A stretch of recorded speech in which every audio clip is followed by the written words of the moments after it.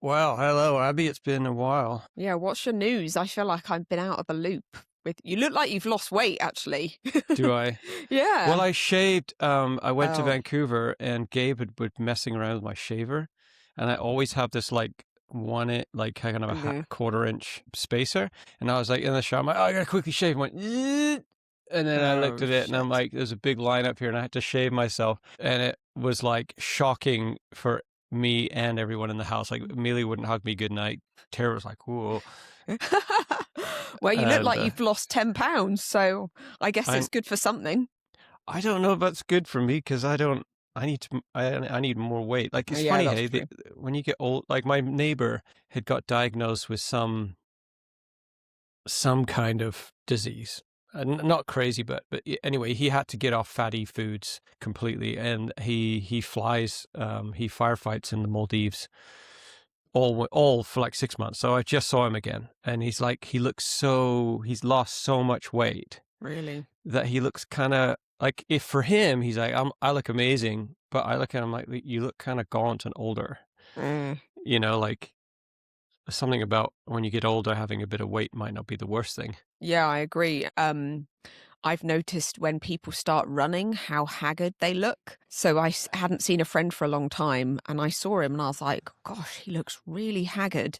And then he said, oh, I'm training for a marathon. I thought, oh, yeah, because everyone I know that's a runner doesn't look great. I just don't think that it makes you look great. People that are runners, when you see them on the road, I'm like, you don't look well.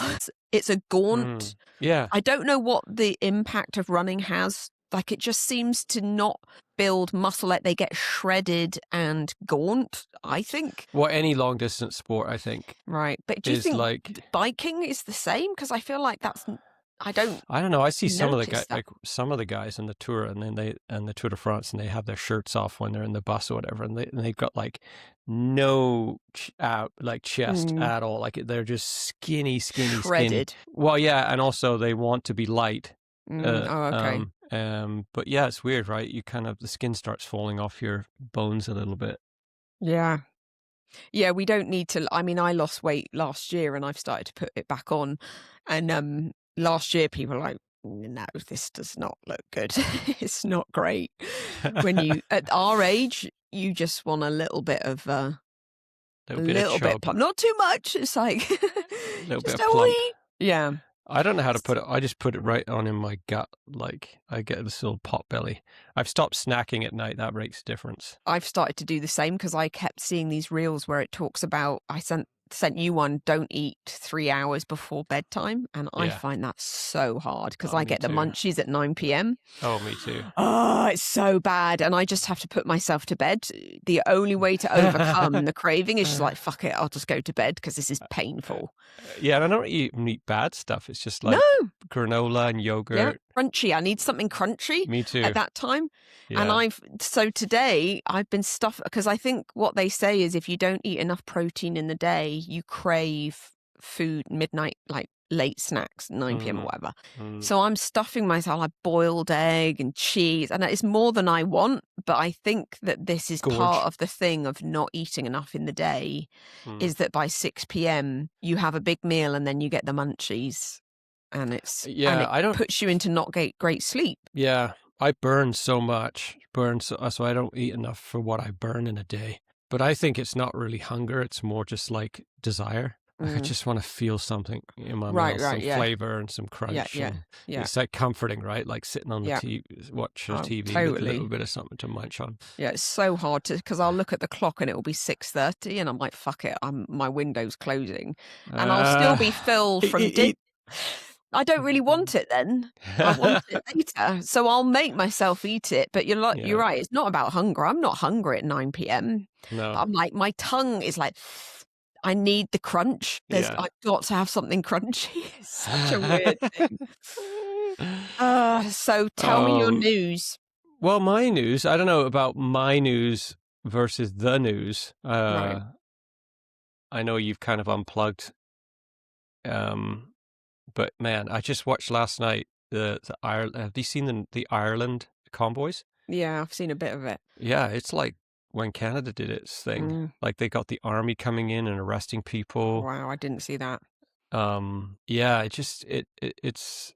I mean, this Gulf War. I don't know. I've been learning a lot about it, like because like just geographically, I've been so unaware of what's going on over there, and so I've been not listening to the mainstream, and I've been listening to, other streams, and it's just so humbling when you realize. Well, for one, we thought Trump was the right call, right? Like when the election was happening, we were like, well, Biden definitely can't be in, and Right. Yeah. and Trump's no war. So I would, if I was American, I'd vote for anyone who was anti-war. Right. And then you realize, fuck, we were duped again. And Mm. then the more I'm learning about Iran, the more I'm realizing that we've been told a story that isn't true. It's just propaganda for like that's been so embedded in our culture. These talking points that they're, the kind of bedrock of, that they're the, where all the terrorists come from, and they're building a Right. nuclear the and all of this stuff. And the more I learn, the more I realize it's so not true.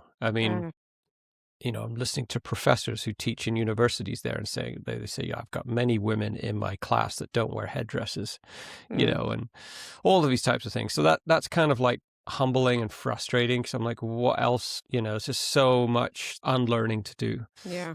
And then watching this Ireland thing last night, I was just so frustrated with the ruling class and how much they just get away with it, Yeah. over and over and over again.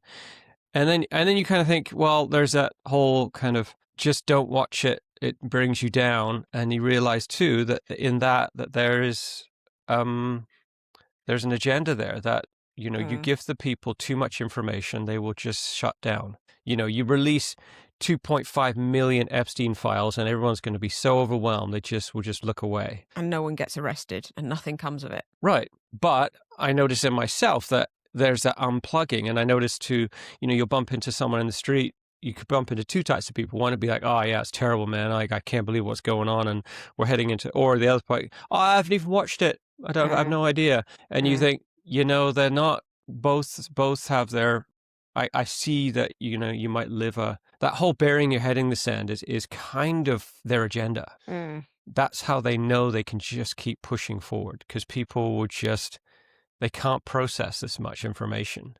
And so they'll just completely unplug. So yeah, it's just kind of, I've been like, just trying to like live in the healthy zone, Mm. not burying my head in the sand and pretending nothing's going on, but also being aware. I'm learning this morning that the economic tsunami that's heading our way is like I was talking with Tara about it this morning. When you look at the fact that I think something like 30% of the world's fertilizer comes from Russia, and then another huge percentage comes from Iran through the Strait of Mm. Hormuz, and Canada does have potash, but I don't know how much of it we export. Mm. And you realize, like, I was talking to my friend Zach about the oil, and I'm like, well, Canada has a lot of its own oil. Like, we should be able to just take care of ourselves. And he goes, no, well, these oil companies are not owned by Canada. The oil Mm. is not owned by Yeah. Canada. It's owned by private companies that are Mm. mostly not even Canadian owned. Yeah. They don't care And about our suffering or what's going on here. right. And so they make money by commerce. Mm. It won't be just like Canada saying we've got our oil, so let's just keep it in house. Mm. It's like working on a farm, but you don't own the farm. I suppose it's similar to the whole thing about not owning the seed, where the farmer, what was it? The big Monsanto. documentary, Monsanto, where the farmer is indebted to Monsanto, doesn't own the seed, can't replant the seed, or they'll Mm. get a fine. And that's where the real impact of globalization, where the people that are leading our country don't actually care about Canada because they're globalists, and our resources don't belong to Canada. And No, I that's, mean yeah. we've sold them, which is kind of capitalism. Like Mm. communism would be okay, the country owns the oil. The Right. country, Canada, owns all the farmland, so it's Mm. not yours. It's just the hive. Mm. Kind of, it's the capitalist way is for private companies to own this oil, but you realize that they've got no vested interest in keeping it in Canada. Mm. They'll just go wherever the profit is, and the stock market will dictate the price of the oil. Mm. So I kind of had to change my thought there. I'm like, oh, okay. But so the oil thing is one thing, but the fertilizer thing, I was talking with Tara about it, and we were talking about the potato famine in Ireland, right, where they knew that the potatoes they thought they had enough stored up to get them through the winter, and then they would deal with the summer when it came. But when they went to their storehouses, all of the potatoes also rotted away too. So it became this snowball, because to plant a potato, you need an old potato. That's the seed, is a potato. So their entire winter crop had rotted in the storehouses, and there was blight, and then there was just thousands of people dead, because it's just. So you think with fertilizer, you can't, like, say semiconductors, that's a big thing, right? Like the semiconductors are going to come. So we won't be able to buy computerized stuff. It's going to be very inflated cost, and it'd be like COVID. That's what's coming. Yeah. Because of, there's no shipping. But, you can recover from that, right? But the thing is, planting is seasonal. So if you miss a whole season, you can't, like, oh, we got fertilizer in January, let's spread the fields. No, it won't work. You have to wait till the following spring. So we're missing a whole season. And when that hits us, it's going to come all at once. Because right now we're not feeling it, but it is coming. And you kind of think, how much scurrying around do I need to do? Because maybe none. Maybe it's just all smoke and mirrors, and then but what I mean, for example, my realtor, who's very clued into what's coming down the pipeline because of just the market and buying and selling and whatnot, and she said your best bet is to have a house where you can rent out as many rooms as possible to pay your taxes, to pay for you to exist. So she bought a home that she can divide into 4 if necessary. So you've got basement you can rent out. We can section off the living room and make that into a micro suite. She's got it all. The worst case scenario is she rents out 3/4 of her house to pay for existing. And whenever I go to her with concerns, she always says, what part of your house haven't you rented out yet? So we'll be like, can we convert the attic? I've got a spare bedroom, which I always find really interesting, because she always goes back to that. Other people need to pay your way. How can you get other people to pay your way? It's very, very simple. And I always think she's going to come up with something different, but she never does, which I think is kind of interesting, because... I mean, there's so many lenses, right? Real estate is where she sits, and where exactly. You talk to a farmer, and there'll be, I mean, I'm grateful that we have land, that we can grow our own food. And we're talking to farmers around here to make sure that we're not growing what they're growing. So we're all growing something slightly different, than you can just share. Yeah. But there's this looming mortgage, right? That's like, it's a lot. And you think, well, during COVID, the government said, oh, we'll pause your mortgage. That's what they did with us. Yeah. And I was like, sweet, but that's not going to happen this time.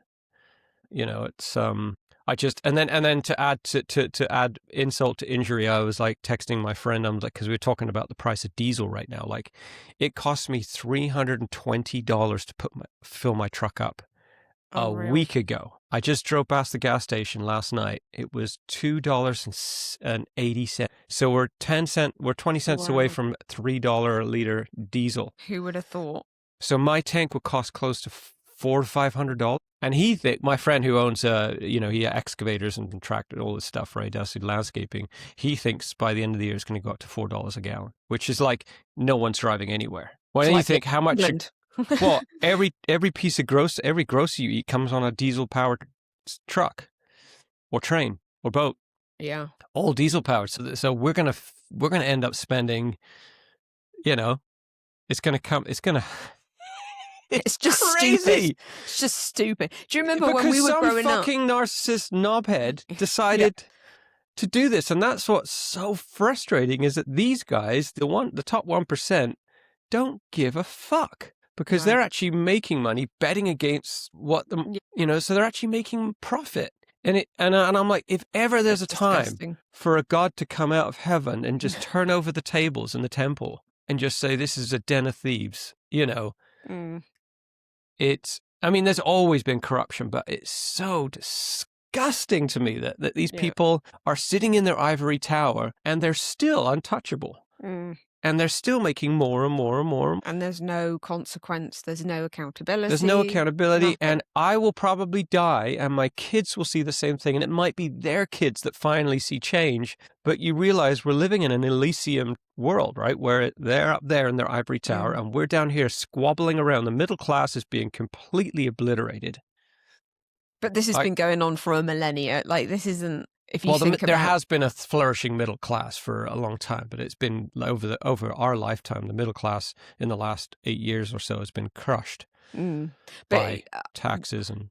You know, we live in a peaceful part of the world, but, you know, the fact that so many parts of the world have not existed so wonderfully as we have. When I say it's been going on, you know, it's been going on in various parts of the world forever, this dominance and the crushing of the... Right. We're being treated as cattle, essentially, working to pay taxes.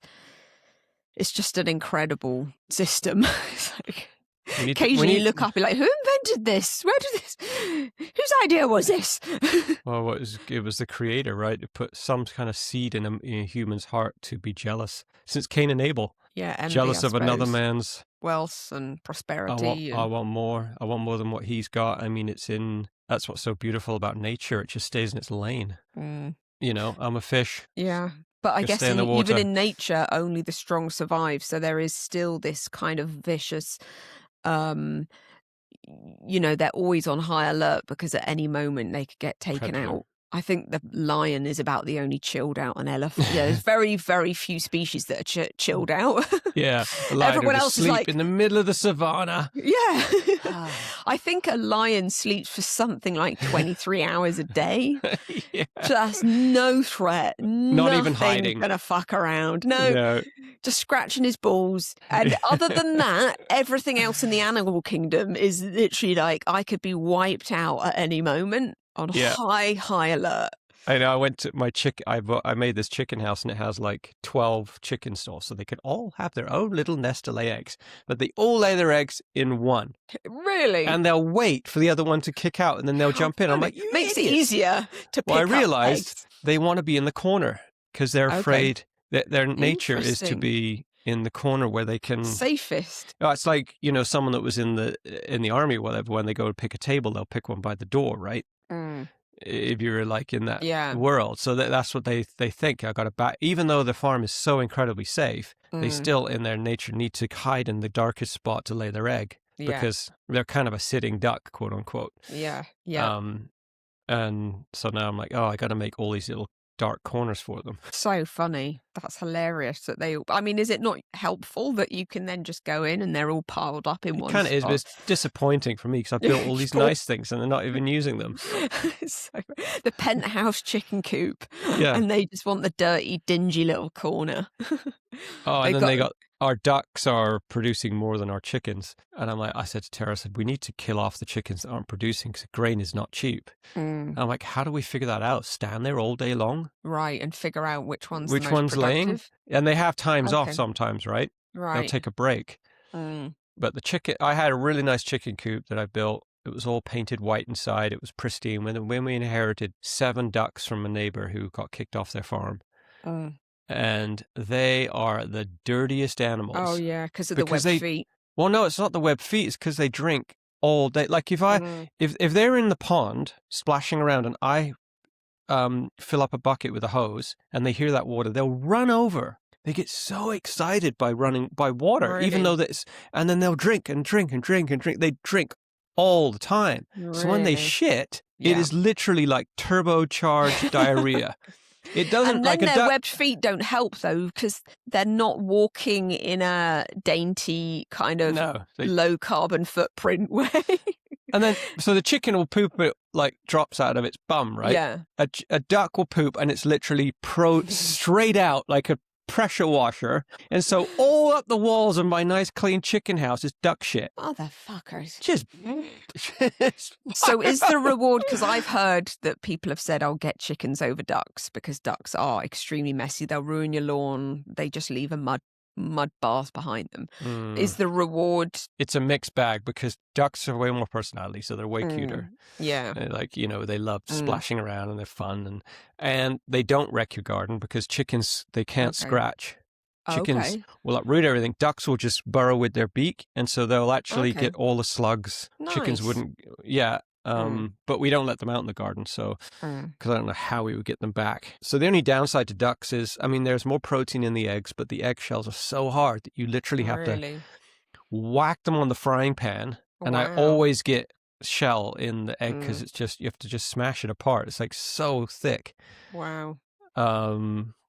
So yeah, it's kind of a mixed bag, Mm. really. Yeah. Interesting. I was just thinking, like, when you were talking about the gas prices, how when we grew up, you would make I've gotten used to Canadian culture now.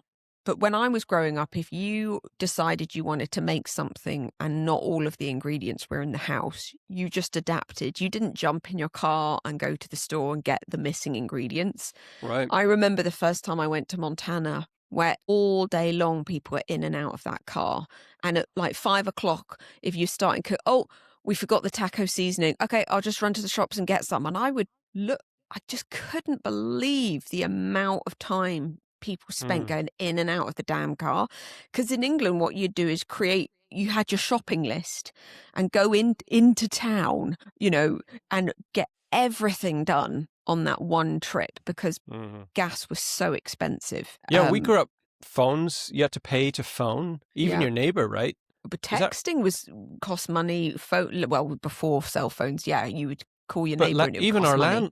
even our Yeah, yeah, landline would, yeah. yeah, yeah. And then water is all still. You have to pay for every drop of water. Like Mum's Mm, bowled away when she comes here and we're like running the sink, yeah, to get hot water coming out. It's just like yeah. 10. Yeah. Or when you brush your teeth and leave the tap running Like, it while drives brushing Mum your teeth. crazy. Yeah, she just can't even believe it. Yeah. I mean, we still pay for water, and that's the ironic thing is my point is, what's interesting is this culture is so strong that attitude remains, even though actually we do pay a lot more for water now. I mean, obviously not if you're on a well, but in the city, the sewage, it's all gone up by 13%, 19%. All these things keep creeping up. But this culture is not one of moderation. And so when Frivolous. Mum comes over and sees what we put in the compost, she's horrified because she would make I'd eat soup that. out of that.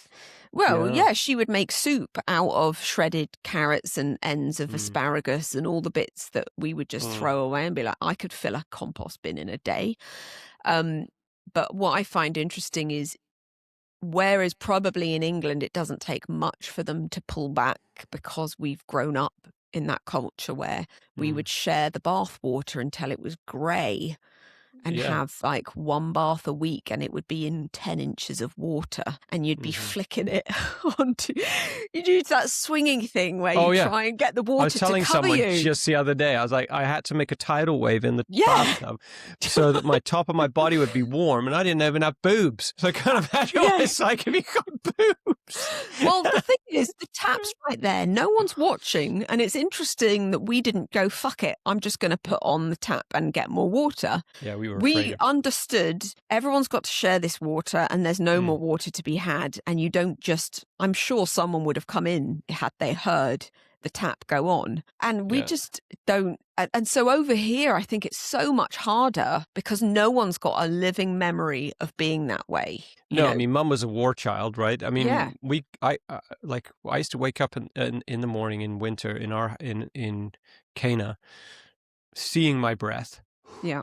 Could Get see my changed breath. in the duvet, under the duvet. All my clothes are in the bed. And if I hadn't put them under the bed, I was really pissed. I'm freezing. And then you'd sprint, hearing you girls thunder down the hall into the toilet, slamming the door, peeing as fast as you could, then thundering back and jumping back into bed. Unreal. Because Misery. it was so cold. And eventually we had to have a little fan in the toilet because the water in the toilet would freeze and you couldn't flush it. It was that cold. Yeah. So and that was when Mum and Dad were considered to be more like, we had already sold Rehoboth. We had moved through a few houses. but it was still there was only one form of heat in the house, and that was the wood-burning stove in the living room, and these were just massive freaking way houses. over there in the other Yeah, end of it's like, creation. there's no way. And you'd go have a hot water bottle. People don't even know what hot water bottles are here. You know, they just... Mum always had one. Yeah, permanently.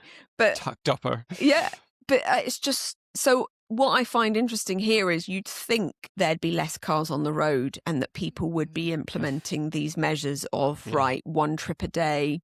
People don't know how to do that because... No. And they won't think of it in terms of, I've just gone to the store 3 times already today. Like, whatever we've got, we'll just have to make do. I think people think, well, I want what I want. I don't think people are counting the pennies in that moment, whereas in England you really would be. Yeah, I mean, there's a couple problems with Canadian and American culture when it comes to hardships. Is still in the UK, you still got these old villages. Like the towns were built so long ago that it was before cars were invented. So unless you live on a farm in rural, but even then sometimes you have village stores, but you can walk everywhere. I mean, here you just simply can't. It's like a strip mall. For us to walk to the nearest grocery store would take us half a day. Right. Then you've got... So that's a problem because these towns, I mean, I know when I went back to England to help with Mum, it was like, man, we got so fit because we just did so much walking. Like, let's go to the pub tonight. It wasn't let's jump in the car and drive to the pub. It was like, you walk there 45 minutes and you walk back. Go to the grocery store and we would just shopping bags and walk. Like I remember we only used the car when it was like we were going out of town to the beach or something. Yeah. And then the other, I mean, I even when I talk to Tara, I'm like, we got to make cutbacks. We got to do this. We got to do that, and I can just tell there's this like, you're right. But nothing's on the chopping block. Well, we still have to have our holiday in Tofino, and we still have to, the kids still need to, like Gabe's into golf now. And it's like, well, season's past. I know, another fucking sport. Daddy, I really like golf now. Like, fuck off. Yeah, well, he bought his own golf clubs. Okay, good. But it's like, oh, maybe we shouldn't have a ski pass. Well, the kids really like it, and that's where they bond. And it's like, okay, we'll get the ski pass. Amelia wants to go on a student exchange to Germany. It's so educational. She's going to learn so much. $5,000. Yeah, no, I'm surprised it's not more, to be honest. Well, with the fuel prices, it might well be. Probably would be. So, and you realize, okay, we've come back all the way to the same spot, and all we've cut out is we're not going to buy chips. Awesome. So we've made big changes. It's like we're just, like you say, we don't know how to, because we feel like we're entitled to it all. And it's hard. Like, you were saying, like, once you've raised the bar and had like organic meat and organic milk and all this stuff, it's hard to go back. And you have to go back, it's very difficult. Like when you, like when we were buying a used vehicle for Tara, she goes, it's got to have heated steering wheel and heated seats. And I'm like, I get it. Because once you've had heated seats and heated steering wheel in the winter, it's lovely. Yeah, you can't You go. could almost do without the heat in the car and have a heated seat. I'd almost pick the heated seat over the heat in the whole car because I've got a friend who's steering wheel. Well, I had a friend who didn't have heat in his car, but he had the heated seats. He's like, I can make this work. At least your ass is warm. I think we're not that good at Canada hardship. as a whole has had no history of any discomfort. I said to the kids last night, it's something that there's a comedian that goes on about how 50 years ago no one had ever had a hot shower. And I said to my kids, you do realize that 50 years ago no one had ever had a hot shower, and that's something that we consider to just be completely bog standard normal. Like, doesn't matter how great the greats were, they'd never experienced the delights of a hot shower, which is just such an amazing invention. But when we were growing up, I remember Mum and Dad coming to Canada talking about the showers. Because we didn't have the pressure too. There wasn't any water pressure when we did have a shower. It was an immersion heater, was it? You just I remember the shower was like a wet mist, and if you wanted to get the soap off you had to scrub it off you because there's no way the pressure was going to take it off. And my memories is just being cold. Like it's just always cold. Yeah. Like you get and then you're just dreading shutting the shower off and then getting the towel And the It's like that. steam in the room, because the room was so cold, it's Yeah. a steam room, but it's not hot steam, it's cold steam, and it's just miserable. My kids are experiencing it now, actually, because my ex, they go to him on the weekends and he doesn't heat the house. And last week they came home halfway through and said it's 11 degrees in the house. 11 degrees. So he rented this massive mansion. Massive fuck-off And he house. kind That's of... his bedroom. Got is he his on his first own? electricity bill and there's like, yeah, forget the heat. The heat all got turned off. But he doesn't feel the heat. So a lot of men don't feel the heat. And the kids are...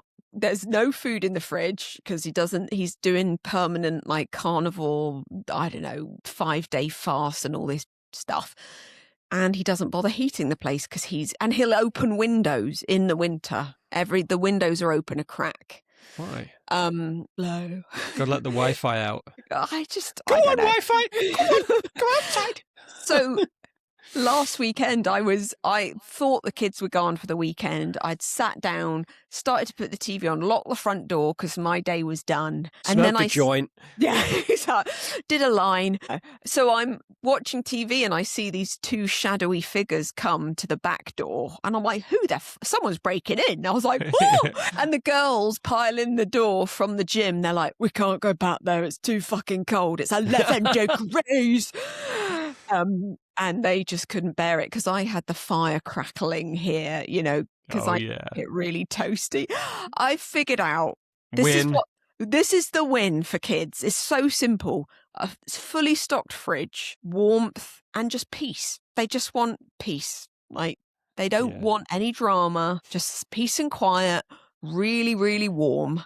And when they swing open the fridge, if it's majority fruit, then you get extra brownie points. So if they swing over the fridge and it's strawberries and cantaloupe and, like exotic fruit, that to them, in my house, that is like, yeah, we're staying here. This is where the goods are.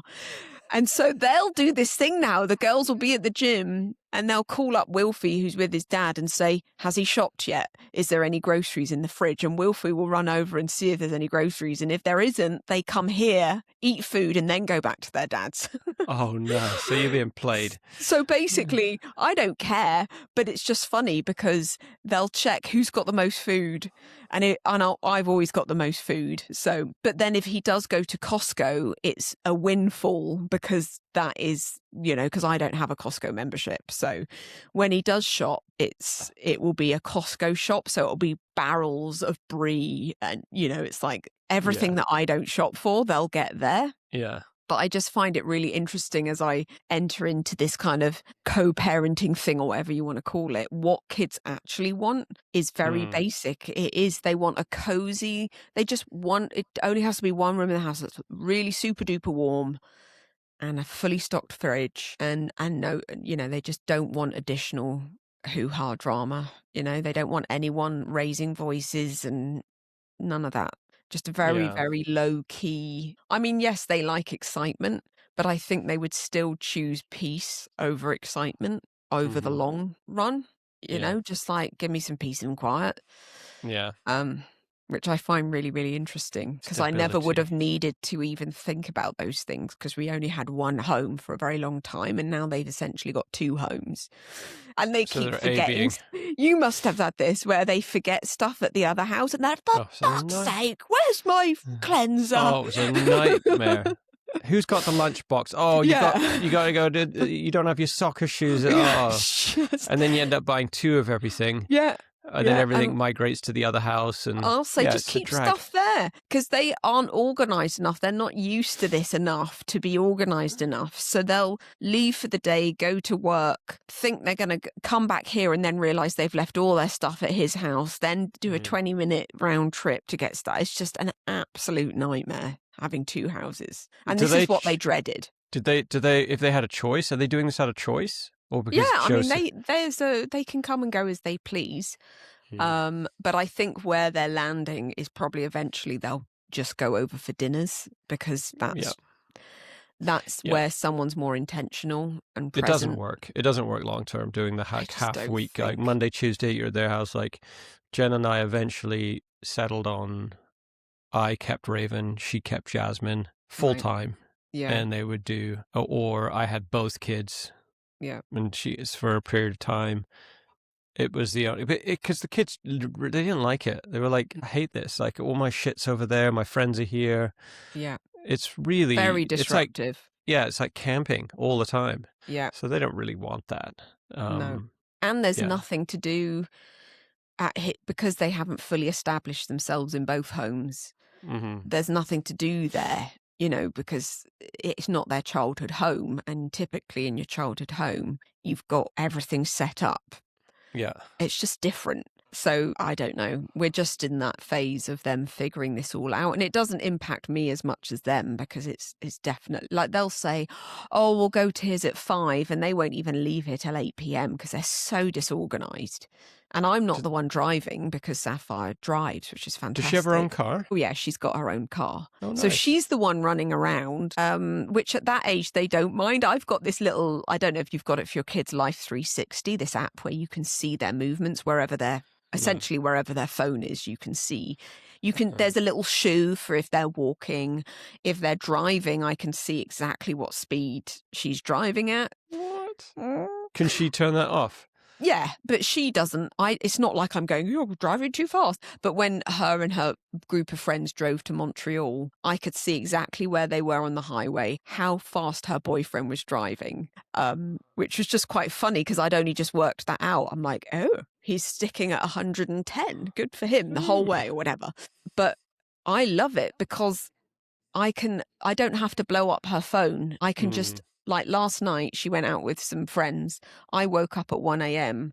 and instead of texting her going, when are you coming? Right. Like, are you okay? Blah, blah, blah. I just look on the app. Oh, she's driving home. I can see her little car on the highway. And you can see when they've stopped at a red light, like everything. It's incredible. Wow. But the other day, I called the cops for the first time. So she went out, because she's 19 now, she's legal. So she went out with some work colleagues who are also legal, and they went out kind of to a cocktail bar or whatever. And it wasn't until 2 a.m. in the morning when I went on the app and I saw that she was in an Uber. She was in a car, but it was going in the opposite direction to home. So she had said to me, I'm coming home tonight. So I'm watching at 1 a.m., I'm watching this car and it's moving in the opposite direction. So I texted her and I said, hey, are you coming home or what?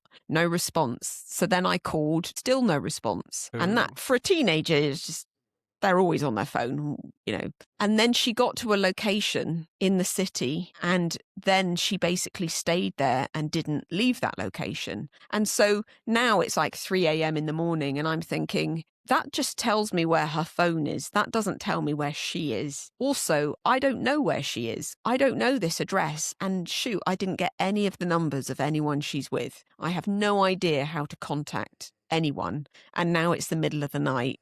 Anyway, so how the hell do I know if she's okay? And she told me she was coming home. By 5 a.m., I called the 911. You stared at your phone for 2 hours. I didn't stare at it. I was just lying there going, I called her about 20 times. Because I was like, kids are with their phones. Yeah. Come on now. That's what got me worried. Yeah. And then see the cops, they've heard it so many times. Like, yeah, chances are she just got carried. Then they go, chances are she didn't want to come home. Maybe her phone maybe died, I guess. Chances are, it actually says on the app how much batteries. Life. Yeah, everything, all of that. Jeez, big brother. It really is. So they said, well, maybe she doesn't want you to know where she is. I'm like, no, she's not that kind of girl, which probably every parent says. Yeah. No, she's not like that. She loves me. She loves me. So then, sure enough, the cops went to that address because I had which is amazing. With an app, I can see exactly she's at 14, blah, blah, blah. That's do you pay for that app? No, it's free. Oh, I should tell Life 360. Really, really cool. So I told the cops exactly where she was. I said, she's been there for 3 hours. She's not picking up her phone. It's very unlike her. And occasionally I would see her move in this house backwards and forwards, or her phone was moving around this property. But of course, the cops show up and they said, look, this is an 8-apartment building. We can't knock on doors at 6 a.m. in the morning. Let's leave it till 11 a.m. before we start knocking on doors. And in my mind, I'm thinking, well, she could be like the worst could have been done by 11 a.m. If she's in that house and something terrible's happening to her and I don't know who she's with and I've got no contact, the worst could already be done by then. So I didn't sleep at all that night. And then finally, because I text her boyfriend and a couple other friends that I do have contacts, they woke up. And they're like, yeah, that's one of her work colleagues' address. You know, they were pretty confident she went home with a work colleague.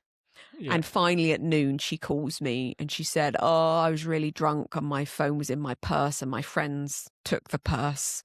And she wasn't on her phone. She was just like, and you're like, thank you. You could have told me that you weren't coming home. That would have been great. But they're just not gonna. You know, she did it again 2 nights ago. Let me know if you stay the night there. Because I was awake throughout the night wondering, is she coming home? Is she not coming home? But anyway, it was really helpful to have that app. But still, it doesn't solve other problems like, oh, now I need at least 2 contacts when she goes out. It's teenage problems, isn't it? It's like, okay, next time she goes out, I'm going to have the number of those 2 other people that she's going out with and hope that she stays with those 2 people and doesn't just go off with another person that I can't get hold of. Yeah. So. God. Man, we saw a movie last night, like speaking of that app called Mercy. Have you seen it? Okay, I haven't. Is that with Chris Pratt? Yeah. No. Oh, it is. Okay. Yeah, so it's on Amazon. Yeah. And it's based in not too far in the future. It's all based around a quantum computer called Mercy that is designed to be the judge, the jury, and the executioner. And so if you get arrested for a crime, you get sat on this seat in front of this AI that's completely pragmatic, not emotionally driven at all. And you have an hour and 45 minutes, or you have 90 minutes to prove that you're innocent. So you're guilty until proven innocent. You have 90 minutes to bring your guilt percentage down to like 80, I think it's like 85%. If it's below 85%, you won't get executed. And you get executed right there on the chair with like a lethal frequency that kills you. And so Chris Pratt, the movie starts as Chris Pratt just like wakes up out of a stupor and he's strapped to this chair in front of this AI. And it's this woman's face, right? She's talking the whole time. And he's like, why am I here? I'm here. It's like, well, you're here for the murder of your wife. He's like, what? And then this AI just like, it makes you, because I was watching it with the kids and they were all freaked out, but it makes you realize because she pulls up years of text. It shows you have fought with your wife. You had a fight with your wife 18 times in the life. Yeah. And then all of his texts come up on this massive screen, right? And I'm like, kids, they're watching everything. I mean, I'm looking at it, I was like, shit, man. I heard Rogan say the other day that in the next 2 years, AI is going to be able to pull up everything you've ever posted online. I'm like, fuck me. Like, God help us. Like, the whole place will be, what you really want to be right now is a divorce lawyer. Because if that happens, you're going to be making bank. Yeah. Like, so that would be so destructive. That would be like, someone say, "Oh, if you could ask God for a gift, what would it be? It'd be good to read other people's thoughts." And it'd be like, "No, you don't. No, thank you." That would be hell. Awful. Because everyone thinks shit. Yeah, everyone's evil. Everyone's dark. Everyone's fucking a mess. Like you just want to be on a desert island if that was the case by yourself. So anyway, he has like this clock is ticking, tick, tick, tick, and he's like. Shakes himself out of this like depression of I'm going to die to like all right, let's get on. And so he's got a little control pad on his chair, and so she is there to facilitate your own investigation. So she is helping you try and prove yourself to be innocent, and she has access to everything. And if she's like phone the police, because he was a cop, right? He's like phone this my partner, and she's like phoning him now. And she talks to him. He's like, I can't, man. I'm really busy. And then her voice will come on and say, I'm judge, whatever. And all of a sudden, the fear of God comes in these people like, what do you need? Because this judge is like, so, Has a can get, reputation. I Like guess they so. must And know. so they have to do whatever she Cooperate. wants. Right. And so it's interesting because she's the one that's going to, she's not emotionally driven. He's like, I got a feeling in my gut that this isn't right. She goes, what do you mean, a feeling in your gut? Gut feel. I'm not programmed to have gut feelings. Like Right. it's an intense movie, but like you realize that is just around the corner for us. Well, I've got a friend who uses AI to diagnose because she can't get into the doctor quick enough. She'll punch Oh man. in all of her symptoms, and what's coming back is so tailor-made for her set of issues. It's extraordinary. It's saying, okay, now on this day you need to up your vitamin B complex because this is going to be happening, blah, blah, blah. And it basically, it's taking all of her information about. Wow. So if you were to punch in, I've got ADHD and I've just started this medication and I'm feeling this, it would tell you by day 3 to 5 you should have come to the other side of these negative emotions, but when taking this medication coupled with ADHD, you actually need to make sure your magnesium levels are higher because ADHD requires this amount of, it's incredibly That's detailed. amazing. A doctor could never have that much knowledge because doctors aren't trained in nutrition. So it's Well, and they don't have, you're just another number. They got yeah. next. So, So they don't then have the she'll time. go to her doctor and say, my AI says this. And the doctor's like, wow, I can't, that's phenomenal. Like, I can't argue with that. And I saw a reel that's a doctor saying, you won't be able to beat AI doctors because they are going to be absolutely brilliant. And I mean, they're even taking now, everything that's ever been written online and just scraping it and giving you the water, the but distilled. not just in medication. That's what's interesting. It's holistic. So where you often get a doctor that's kind of cynical about supplements and Right. alternative treatment, AI won't be prejudiced like that. So, if you put in You your could tell set, it.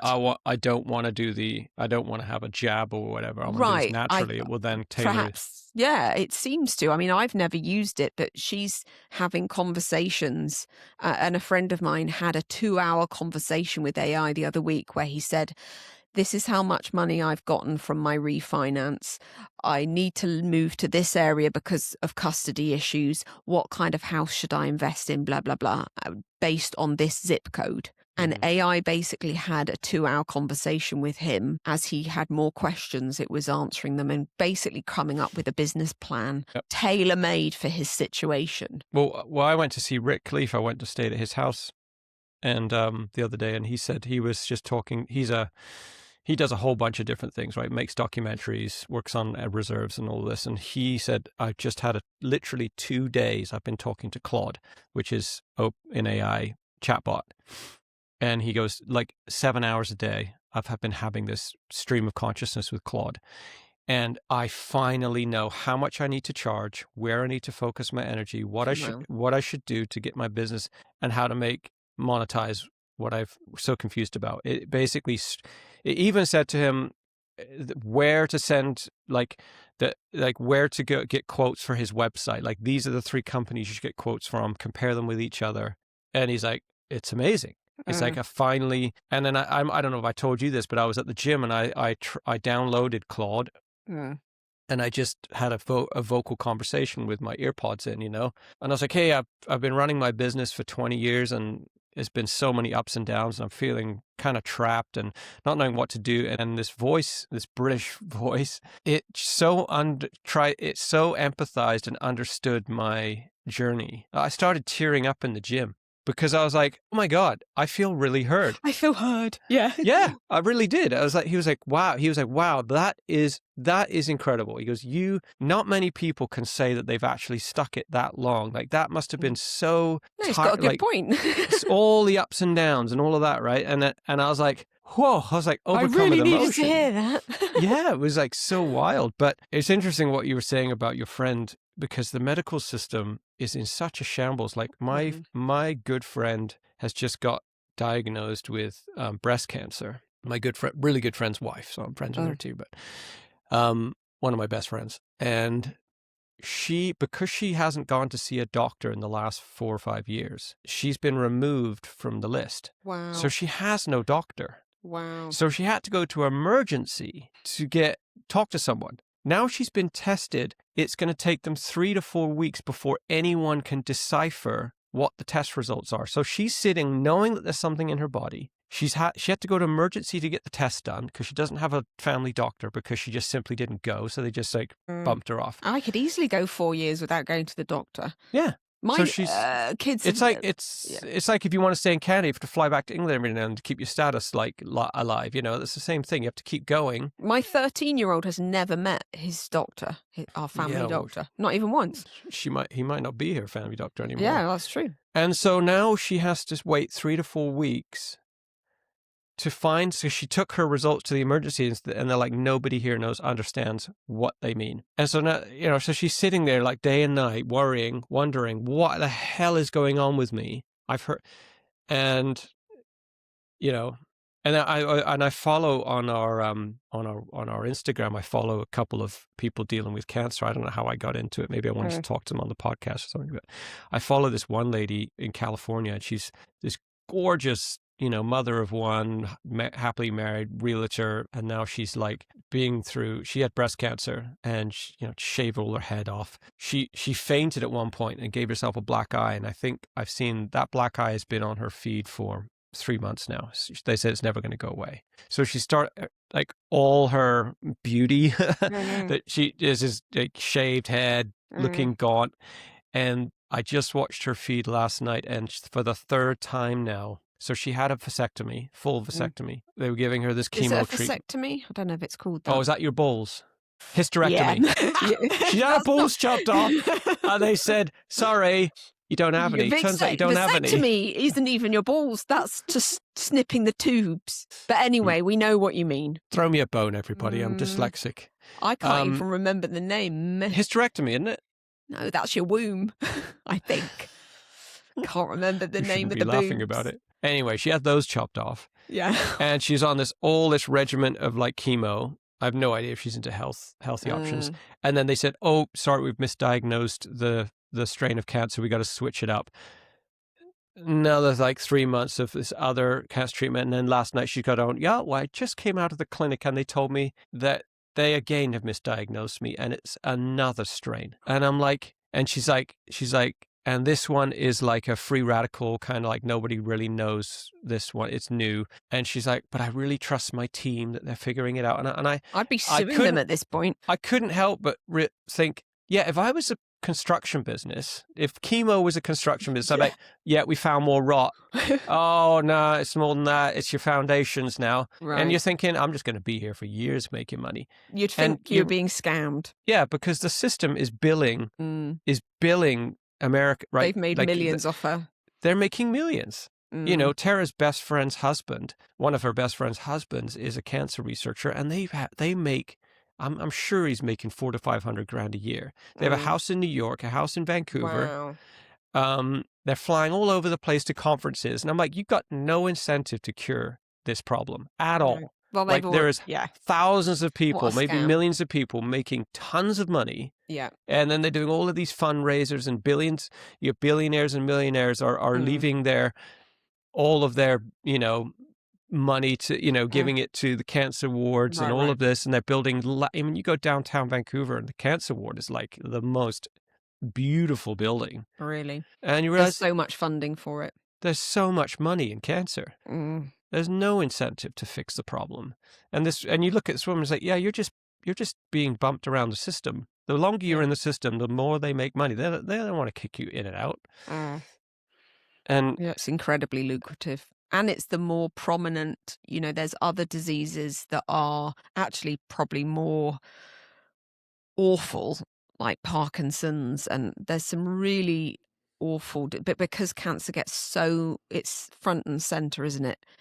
It's seen as the worst. I mean, it's such a strange, I suppose it is what it used to be when we were growing up, is heart attacks. That was the ultimate fear. Ajama. AIDS.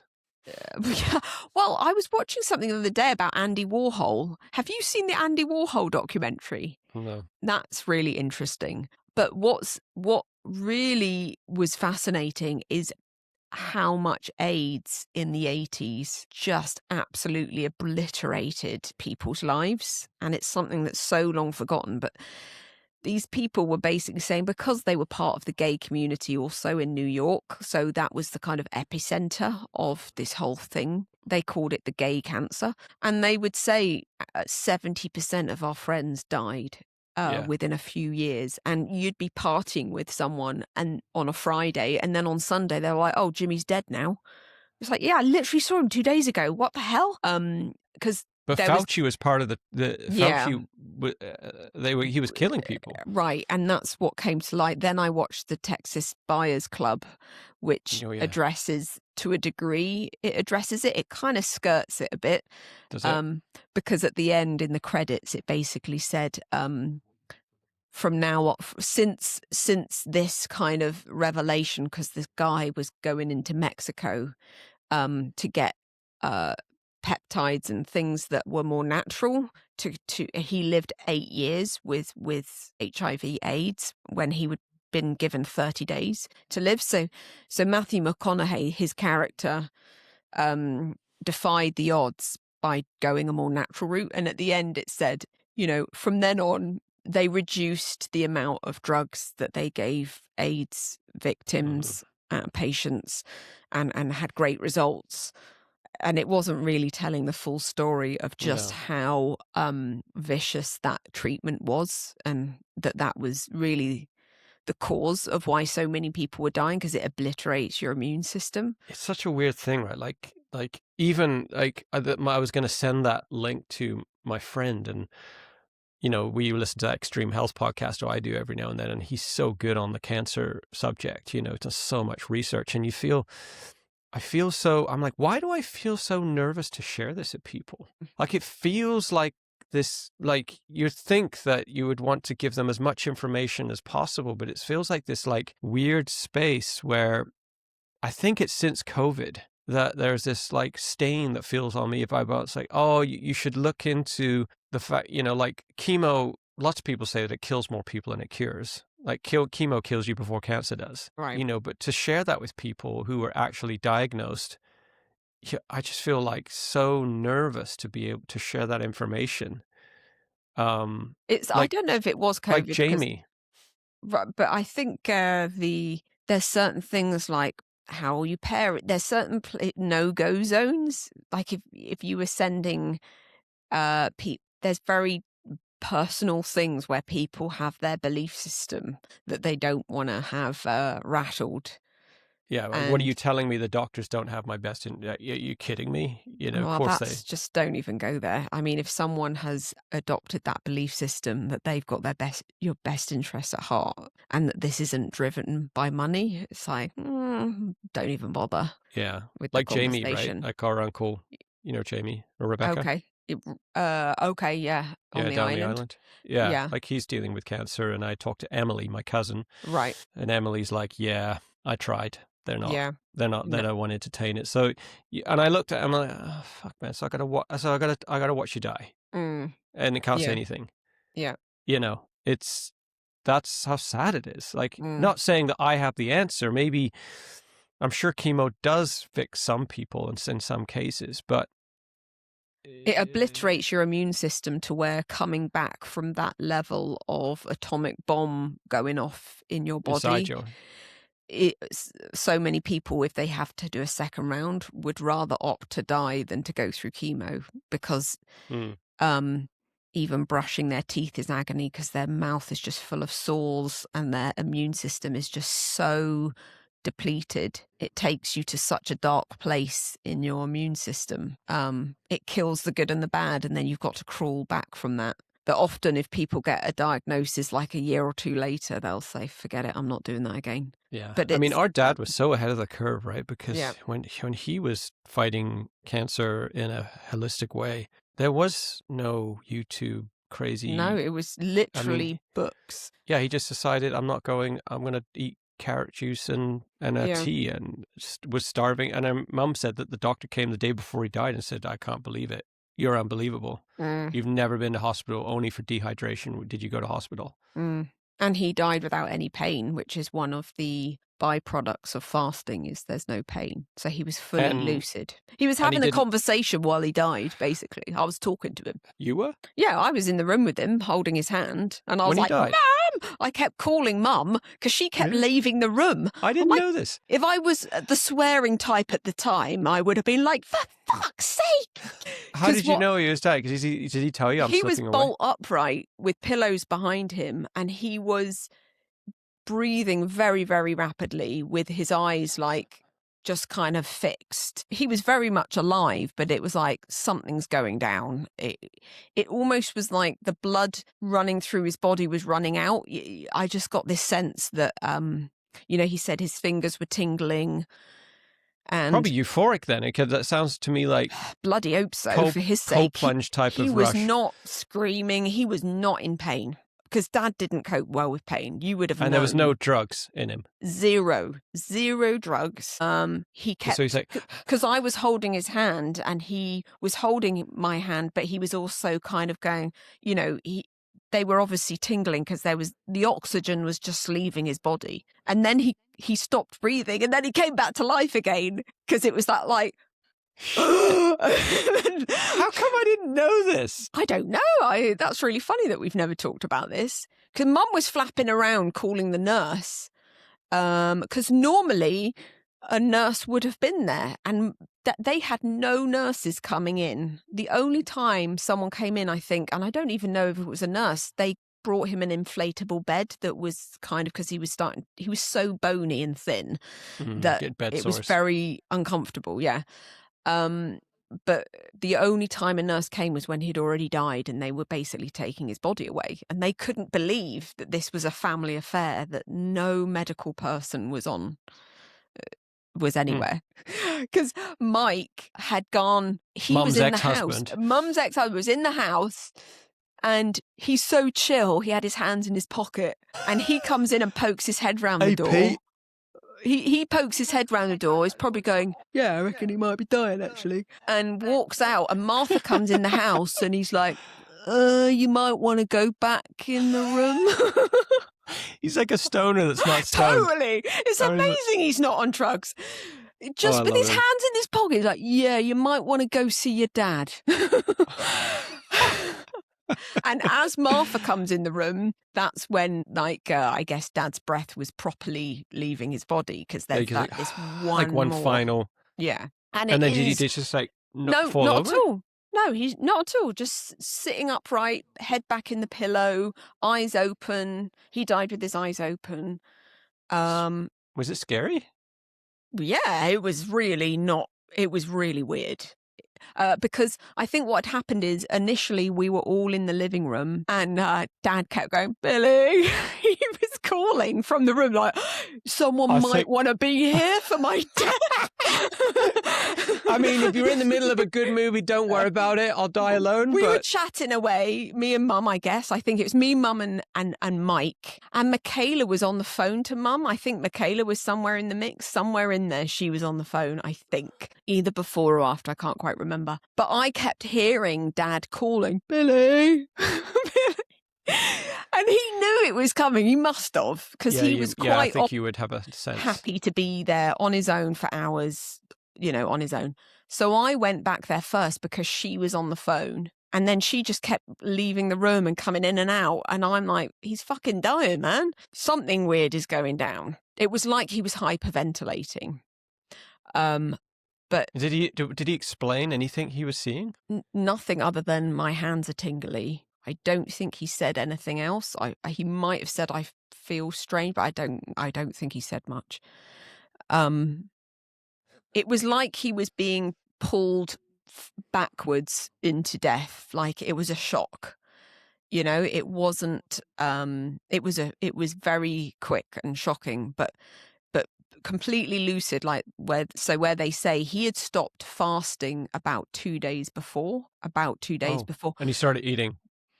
Kind of, but he wasn't that hungry. Like he wanted your stomach was custard donut, because he loved custard donut, but he couldn't eat much of it, like one mouthful.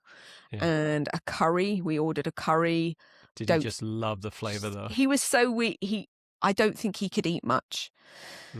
But So his philosophy was he was going to starve the cancer out, right? because So the cancer is cancer, protein, the body would start eating the cancer as eventually, protein. right. But the Right. problem is that his type of cancer was blood cancer. So it was mantle dysplasia and Lymphoma. yeah. So what was on his death certificate is that he died of lymphoma, I believe. And he contacted the author of this book that had all of these testimonies of people who'd beaten cancer with fasting. And they said, we've never known of anyone to treat it through fasting. So good luck with that. We'll be interested to see how that goes, because how, if it's in your blood, what is there to turn on it? Whereas if it's a tumor, which is just an incredible invention of gathering all the sickness into one place, such an amazing invention that the body has. It gathers all the nasties and then has a protective layer over it. Which is why you shouldn't, when you have breast Ever have a cancer, they say, biopsy or any which is type exactly of, what my friend went and had done. just the worst. Because they go burst that thing, right? Right, you should never burst but Even isn't even pressing on your, like, because when you check your yeah, it's just putting it under immense pressure, and that's more likely to spread it. But the thing is, I think Dad would have had more success if he had had more knowledge 3 years earlier when he did have a biopsy, because he had like some ingrown hair or some where they did a lymph gland biopsy on him. And at that point, I might have my timeline wrong, but basically he had a pre-warning about this 3 years earlier where they said your white blood cells are really, really low. You could develop, they called it, what's it when children have cancer? They call it something different. Leukemia. They said you're in danger of developing leukemia. That was when he needed to do the stuff. But instead, he got diagnosed in August and died in December and didn't start doing the fast till November? Like way too late in the game. Like I think if I was getting a health scare 3 years earlier, he would have been way better to start his health journey there. But I just don't think he was in the headspace. There wasn't any panic, it was just, oh, that's weird. What does that mean? And there wasn't the information, available. And the doctors were negligent in a way. They're like, just so you know, your white blood cells are dangerously low. That's the problem. But he right? had a biopsy. That was, I don't know. I think he might have had the biopsy in the summer before he died. That's the thing that was the problem. And they burst the bubble. Yeah, yeah. It's the thing, like we have put so much trust. I mean, I put myself in someone like Dad's shoes, and I'm like, it's all very well saying, "Oh, I'd treat it naturally," but man, when you get that scare, and those people are standing there, basically, looking at you with such sympathy and saying, "We've got the answer." Good luck trying to walk away from that tractor beam. Because I put myself in that, like when I had my arm opened up, I just fell into the arms of those doctors. Like I was like, fix me. Yeah. They have all the drugs, all the answers, all the stitches, all the know-how. Give me heroin. I just surrendered myself because I was in so much pain. Yeah. And I had so much faith in them. And that's what happens, right? Like we're in so much mental pain and anguish that, oh my God, because we've been fed. I mean, we call the cancer the stinky in our house because I just hate the C word. It's just so, like it has such a heavy cloud over it, right? Yeah. So we just call it the stinky, but we've rebranded it. But it's, so we've been propagandized in a way. Even though this thing is scary, the same way we've been propagandized about Iran, that they're all a bunch of fucking terrorists. It was just not the truth, right? They're educated, nice families, loving each other, love their country, blah, blah, blah, right? Yeah. And then as soon as someone says you got the stinky, we just run for the hills. Like the fucking, it's over, Forget chemo death, fast track, it's over. So this guy in white coat stands there and says, you open arms, right? Come here. Yeah, come to daddy. We'll take care of you. I mean, I think I'd have a hard time not running into the arms of that system. Psychologically, you'd have to do a real process to go, I'm going to just pause and I'm going to take a moment because this could have been here a while. and it could be here a while longer. And, yeah. And maybe misdiagnosed. I've got a friend of mine, Matt, who's so Vancouver is all these islands around. Like I live on one of the islands, and so this lady, he was telling me this story about because we take the ferry to the mainland, and we were talking about what if you fell off the ferry in the middle of winter, like you'd freeze to death in that water pretty quickly. And his friend is a part-time rescuer, whatever you call it. And he said, so there was this lady that got diagnosed with cancer, terminal cancer. She just couldn't handle the thought of what she was going to go through. So on her way home to the island, she jumped off the ferry at night into the water to drown herself. And I guess something came over her, and so the rescue team went out to look for her. And good luck. And it's the middle of winter. You don't have long to live in that water. And they found her clinging to a piece of driftwood. So obviously she just couldn't get the guts to fully drown. And they pulled her onto the boat, and she was like hypothermic and all of this stuff. And the guy who is a part-time rescue. Can you imagine? The good thing is, when you go into cold water, you cured your cancer because you did cold dipping. Well, the guy is like he's not a full-time rescue guy. He's a doctor too, right? And so he's like, well, what's going on? Like, what happened? She told him, and he goes, "Can you come see me tomorrow or whatever?" Turns out she was misdiagnosed. She's still alive to this day. So we have to understand that these people are overworked. You're just another line. Like I had a lump on my groin, right? And I fucking panicked. There's lymph nodes there. Yeah. I told you, didn't I? Yeah. Yes, about this big. So I'm like, probably should get that checked out. And I went to the doctor, and she couldn't see me, so her assistant saw me.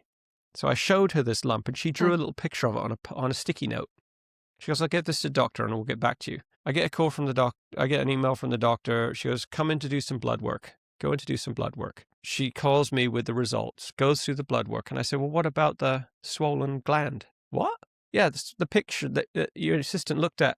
"Oh, I didn't know anything about that. Come and see me." So all the blood work was for fuck all. I go and see her, and so we start from scratch again, because there was the sticky note didn't make it onto her desk. So she looks at it, and she's, "Oh no, it's benign. It's like kind of a hernia type of thing." I hope, right? Well, this is what happened to Dan, where they're like, "Yeah, you might want to." It's looks just a yahoos. bit dodgy, but yeah, rub some dirt in it. So it's like, this is my life here. Yeah. Oh dear. Yeah. But I think what you're speaking to is we put a lot of trust in the system, and the system is fairly broken and can misdiagnose, overdiagnose, and it's the same, the horror stories of home births where something goes wrong, and then it tarnishes the reputation of midwives. How many things go wrong with births in hospitals, and it's not all over the news because people have so much faith that in hospitals they do everything they can, and we did the best we could, and you're like, okay, if they did the best they could, and those cases don't get splashed everywhere. But if a midwife does something in a home birth where the cord gets wrapped around the head, and then the child's like, I can't remember what it's called that they develop. Well, they could be like paralyzed or whatever. They need a vasectomy. They'll say, "Oh, if this was at a hospital, it never would have happened." No, it happens all the time in hospital. It's just that everyone thinks, well, they were in the best place possible, so they must have done everything they could, and that's It's like the vaccines, right? Oh, if you don't get vaccinated, you're going to get blah, blah, blah. And it's like, yeah, but if you do, you have a chance that you might get autism. Yeah, with the childhood. We always lean towards, but I'd rather roll the dice on being the millionth child that doesn't, being the statistic that doesn't get it. Because it's just more convenient, right, to trust the system. Like, what do you mean they don't? They don't always know what they're doing, especially in Canada. Well, in America, they get incentivized to write drugs. They get kickbacks, which is crazy. Yeah, when you talk to pharmaceutical, man, they'll get a 20 grand a month Check. allowance for schmoozing with doctors, just taking them out for dinner. And if they don't spend that 20 grand, they get grief, like, step it up, take these guys out. And they don't care what they'll just say, oh, this is the latest drug we're pushing right now. That's kind of by the by. The schmoozing part is really what the doctors love, all the Man, we were attention. watching that movie last night, and if you watch Amazon, you have to trudge through the commercials, right?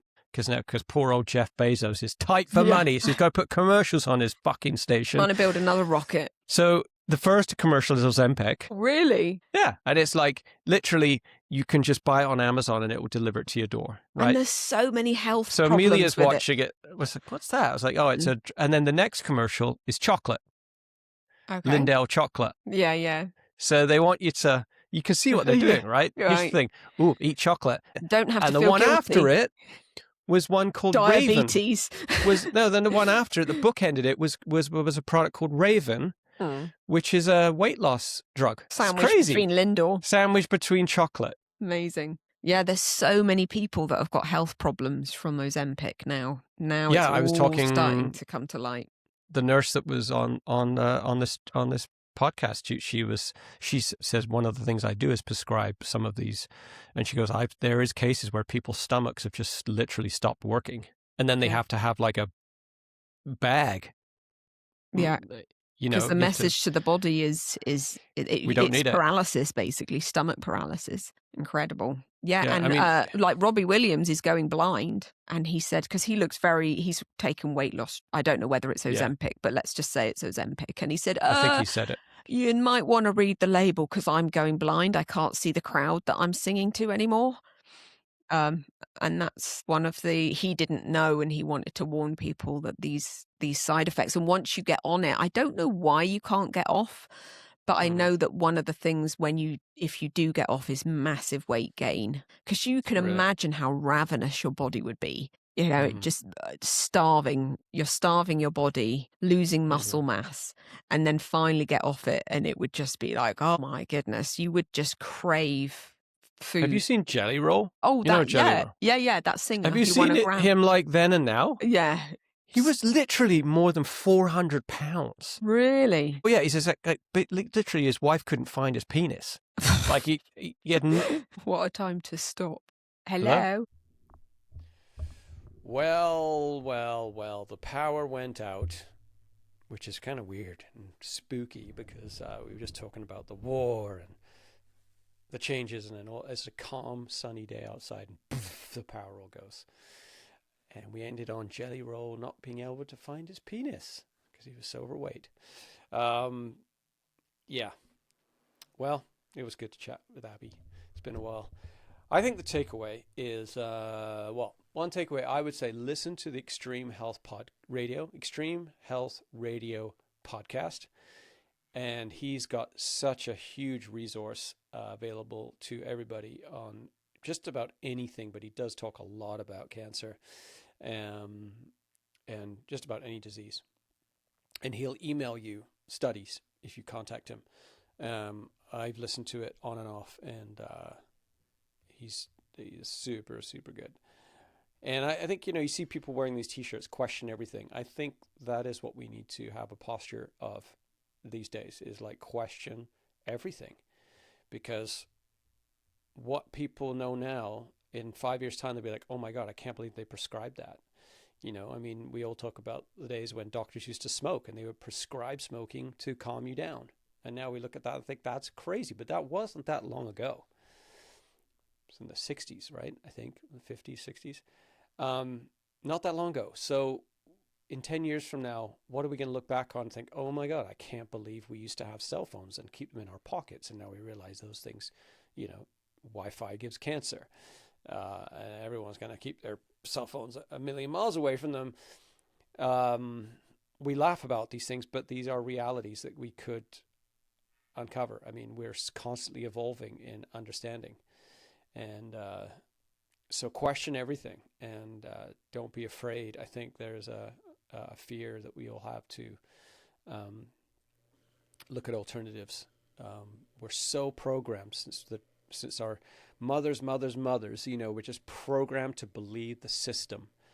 We're programmed to believe that a police officer is always right and that we should fear him and do whatever he tells us to do. Whether a man in a fluorescent jacket can walk, put one on and just walk behind the airport security because we think that someone wearing a viz vest is all of a sudden a person of authority and can do what they want. These are programs that we have in us, right? We're programmed when we go to the hospital to believe that everything that they say is right. But in actual fact, they're tired. They're going through personal problems. They're flawed. They're forgetful. They're overworked. And the medical system is an evolution. It's an evolution of learning. And so we need to, especially when it comes to with me, my accidents, broken back, ripped up arm, I fully submit to them. You know how to sew up an arm. You know how to put me under. You know how to fix a broken bone. But when it comes to more mystical problems like, cancer, for instance, they haven't figured it out. And what we're learning too is that they call it big cancer. It's a big multi-billion-dollar industry. There's no incentive to fix the problem because the problem gives so many people a lot of money. So we need to question everything. On that note, I'm out. Have a good day. Thanks for listening. Share the podcast with friends. We'll talk to you next time.